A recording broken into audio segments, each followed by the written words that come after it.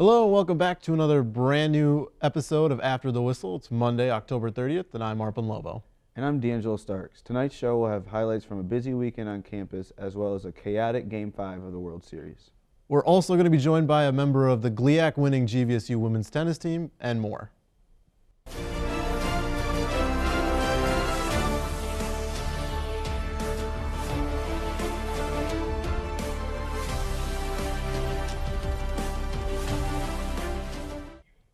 The Laker football team bounced back against Northern Michigan on Saturday.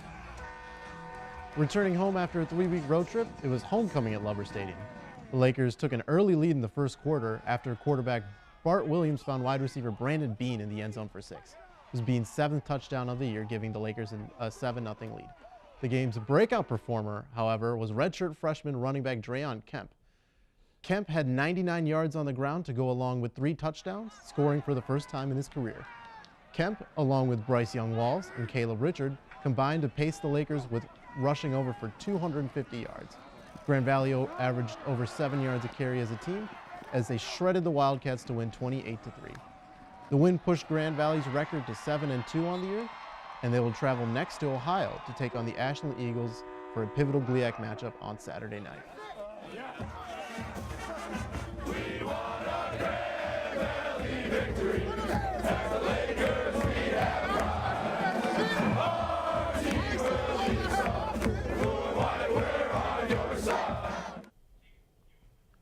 The GVSU men's club lacrosse team was in action on Sunday.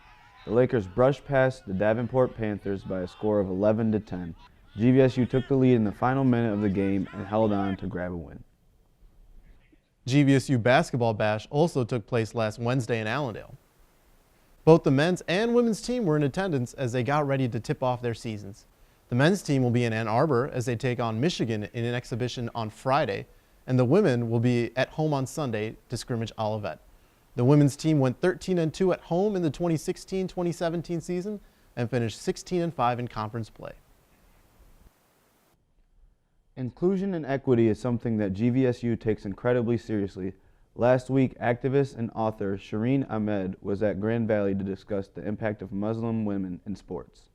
I don't think it is a huge deal in some places, but the way it's presented is often the problem. So I will, cross over back to media and the way it's presented. It makes it seem as if sort of this new issue or this new thing it's sort of novel idea to have Muslim women in sports when, Muslim women have been playing sports for centuries. In some cultures, sport is part of the tradition there. Horse riding, archery, running is part of some ancient Muslim traditions. So the idea that it's new isn't really a thing. And I mean, I'd like to see less discrimination. I'd like to see less sort of an inclusive policy to make sport more accessible to all kinds of women. The Laker women's tennis team clinched the GLIAC title this weekend with a 5-3 victory over Wayne State. Earlier today, After the Whistle was joined by one of the champs. Welcome back. I'm joined now by Sam Shefferman of the Grand Valley State University women's tennis team, and they are coming off a big weekend. Sam, how are you? I'm good. How are you? All right, so I'm good, thanks. And it was a really big weekend, and why was it a big weekend? So this weekend was our GLIAC conference championship. So this is like the biggest tournament for GLIACs, and it's 8 teams get invited based on like ranking and how they did all year. So we spent 3 days in a tournament trying to figure out who is the GLIAC champions, and we ended up in first place after the weekend. And you guys beat Wayne State in the final, but that wasn't a team you were expecting to face, was it? Yeah, so we went in as the first seed because we were undefeated in regular season, and Northwood was right behind us in the second seed because we were their only loss. So we were expecting Northwood to beat Wayne in a close match, like 5-3, 5-4, something like that, and it ended up being Wayne went up 2-1 after doubles, so they won 2 doubles instead of 3. And after that, they went to 3 sets in every one of their singles matches and ended up winning 5-3, I think. I can't remember, but it was something like that, which was really unexpected because Northwood was our hardest match of the year. And so what's it like when you have to readjust? I mean, you're looking ahead, you're thinking about a really tough matchup coming up, and then you get kind of a wrench thrown in your plans. What was that like? So, like, what our first singles girl was saying, we're out for blood no matter what. We're doing this. She said, doesn't matter who we're playing against, who we're competing against, we're out for blood. This is our championship. So she summed it up. No matter who we played, you're going in with the same attitude, you're going in with the same drive. We're out there to win. And were the GLIAC, was that your final tournament of the year, or are you moving on to another competition? So the GLIAC, that is our final tournament of regular season. So as of January, right after winter break, we come in and we practice, and then February starts our second part of our season, which is like regional, so like the national championship season. So spring break, we have an entire week of matches. We have like a little break, and then we start matches for the region. And then since we won the conference title, we get an automatic bid to regionals. So if we keep doing good, we should be able to host this year, which would be awesome. So we'd host regionals, and if we win, we qualify for nationals. I'm not sure where it is this year. I'm thinking it might be Florida again. Well, that would be a nice trip. Anyway, I'd like to thank you again for joining us and congratulating you guys on a big win. Thank you. Back to the studio. In other GV news, volleyball player Sydney Doby was named the GLIAC Player of the Week. And also, the soccer team will host Michigan Tech tomorrow at 3 to kick off the GLIAC tournament. It's safe to say that this year's World Series between the Astros and the Dodgers is wild. Last night was a perfect example.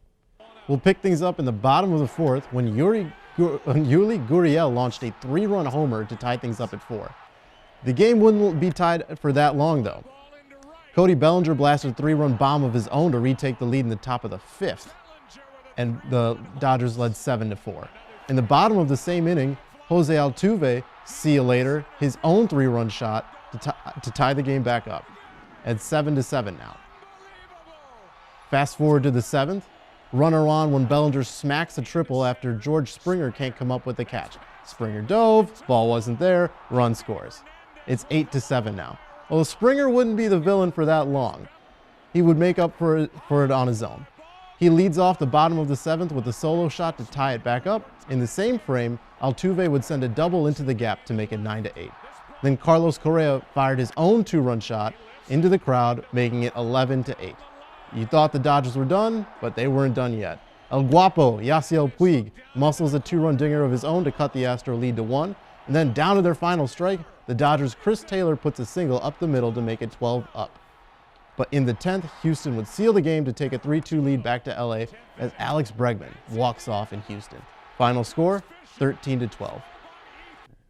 That was as wild as a game as I think you're ever going to see. Our stats guy, Logan, he was telling me that 417 pitches were thrown, 14 pitchers were used. That's insane. I was up until past 1 a.m. last night watching it. Oh yeah, me too. I've never seen a game or a series that's played out like this. The offense is phenomenal. Exactly. We said the same thing in Game 2, was it? When the Astros mounted their comeback. These two teams, they want it so badly. And I think that's what's making for after last year's World Series between the Cubs and the Indians, now we're getting another great one. People talk about baseball ratings being down, but if they can continue to produce games like this, it's going to be great. Oh, absolutely. I actually saw that that game beat Sunday Night Football last night, so baseball is not as dead as people say it is. Yeah. To the NFL now, which had another busy Sunday. The Houston Texans and the Seattle Seahawks went at it in a high-scoring game. Russell Wilson and the Hawks outdueled Deshaun Watson and the Texans to win 41-38. The Dallas Cowboys rolled past the Washington Redskins 33-19. Zeke Elliott paced Dallas with 150 yards and a pair of touchdowns. And finally, the Detroit Lions dropped their 3rd straight against the Pittsburgh Steelers in a primetime matchup at home. Juju Smith-Schuster torched the Lions defense for 193 yards and a touchdown. In other NFL news, Texans owner Bob McNair was in the news last week. McNair was speaking about the recent protests by NFL players when he made the comment that you can't have the inmates running the prison. The players responded by kneeling during the national anthem in yesterday's game. What are your thoughts on this? There's been a lot of chatter about this entire protest, about what it's about, and then a common misconception that unfortunately we're having is that the players are protesting the flag. When Colin Kaepernick started kneeling in the preseason of last year, he wasn't protesting the flag. He wasn't protesting the anthem. He was protesting, and these are his words, he was protesting what he thought to be injustice in the criminal justice system against black people. Yeah. Okay, it had nothing to do with the flag. It had nothing to do with the anthem. That was just his outlet. Mm-hmm. And then when people criticized Kaepernick, they criticized any other player kneeling because they thought, oh, these guys are whiny, entitled. Bob McNair's a billionaire, okay? Exactly. He could have just stayed out of it, and he had to, the inmates running the prison thing. It's just in poor taste, and Yeah, I don't care if he's older and he comes from a different time. Mm-hmm. It's not something you can get away with saying. No, you can't. I'm glad that his players, the majority, there were 9 or 10 that didn't protest, and there's nothing wrong if they want to stay out of it. That's okay.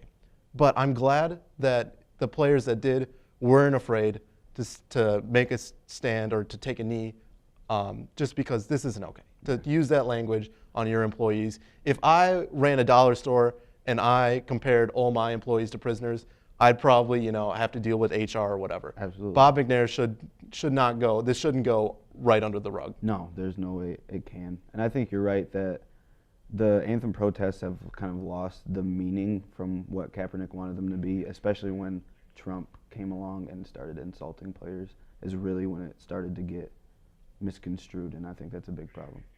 Yeah. We'll move on to the NBA now. Last night, Detroit Pistons were in the Bay to take on the defending champion Golden State Warriors. We'll pick things up in the first quarter where Steph Curry was feeling it.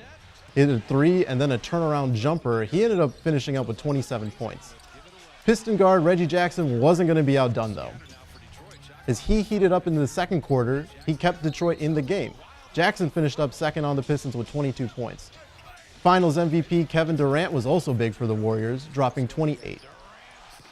Late in the third with the Pistons down 9, Piston guard Avery Bradley hit a pull-up 3 to cut the lead down to 6. Then, point guard Ish Smith cut through the lane to drop in a layup. Pistons would go up 3. Durant and Klay Thompson tried to bring the Warriors back, but the Pistons were not having it. Tobias Harris hit a dagger 3 to seal it with 1:27 left as the Pistons would go on to win 115-107. The Pistons now are in first place in the Eastern Conference. We'll cap off tonight's show with some more news from the NFL. Bears tight end Zach Miller suffered a gruesome left leg injury on Sunday against the Saints. Miller underwent emergency vascular surgery Monday to repair a damaged artery in the leg. Everyone after the whistle is wishing Zach a speedy recovery. That's going to wrap it up for us tonight. We hope to have you all back next Monday for more. Until then, I'm D'Angelo Starks. And for the rest of the After Whistle crew, I'm Arpon Lobo. Happy Halloween, Lakers. All game, all season, always on After the Whistle.